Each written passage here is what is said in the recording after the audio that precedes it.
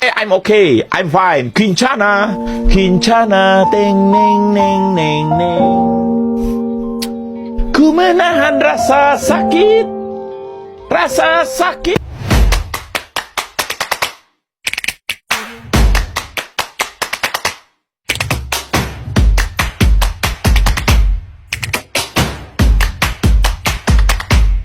Few moments later. Assalamualaikum warahmatullahi wabarakatuh. Halo teman-teman semuanya. Kali ini kita kembali pada video pembelajaran pada mata kuliah evaluasi pembelajaran pada PAI. Kali ini kita akan membahas tentang penilaian, pengukuran, evaluasi, dan tes dalam pembelajaran PAI. Nah, dalam proses pembelajaran PAI, guru tidak hanya bertugas sebagai penyampai materi, tetapi juga berperan sebagai penilai dan evaluator.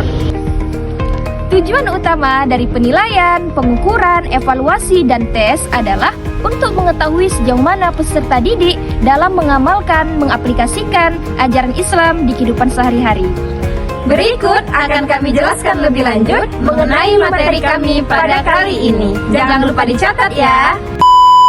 Yang pertama, kita perlu mengetahui apa itu perbedaan dari pengukuran, penilaian, evaluasi, dan tes. Kalau pengukuran adalah kegiatan membandingkan hasil belajar peserta didik yang bersifat kuantitatif. Biasanya, penilaian ini berupa angka atau skor. Sedangkan penilaian adalah proses mengumpulkan proses belajar peserta didik dalam kesehariannya. Biasanya ini bisa berupa aspek psikomotoriknya, kognitifnya, ataupun afektifnya. Setelah kita melakukan pengukuran dan penilaian, barulah kita melakukan yang namanya evaluasi. Nah, hasil dari evaluasi ini kita dapatkan dari pengukuran dan penilaian yang kita lakukan. Oke. Dan yang terakhir adalah tes. Setelah tadi kita melakukan pengukuran, penilaian, dan evaluasi, tes ini perlu kita lakukan untuk mengukur sejauh mana peserta didik dalam memahami sebuah materi yang diajarkan. Tes ini pun bisa berupa tes dalam bentuk lisan, tertulis, maupun praktik. Selanjutnya, kita harus mengetahui hubungan dari 4 istilah tes, pengukuran, penilaian, dan evaluasi.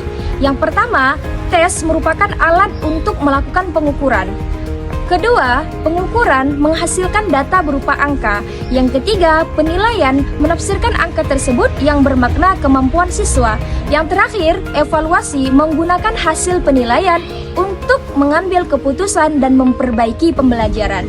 Jadi urutannya ialah yang pertama tes, yang kedua pengukuran, ketiga penilaian, dan yang terakhir evaluasi. Setelah mengetahui tentang pengertian dan hubungan dari keempat istilah tersebut, sekarang kita akan membahas tentang tujuan dan fungsi dalam pembelajaran PAI. Dalam pendidikan agama Islam, penilaian, pengukuran, evaluasi, dan tes tidak hanya dinilai dari aspek kognitif, tetapi juga dari aspek afektif dan aspek psikomotorik. Fungsinya untuk mengetahui sejauh mana siswa memahami ajaran Islam, untuk menilai perkembangan iman, akhlak, dan ibadah siswa. Selanjutnya untuk menentukan keberhasilan metode dan media pembelajaran guru. Kemudian sebagai dasar perbaikan kegiatan belajar mengajar. Yang terakhir adalah memberikan umpan balik bagi guru, siswa, dan orang tua. Selanjutnya kita akan membahas mengenai jenis-jenis penilaian dalam pembelajaran PAI. Ada 3 jenis penilaian yang digunakan. Yang pertama adalah penilaian kognitif, penilaian afektif, dan penilaian psikomotorik.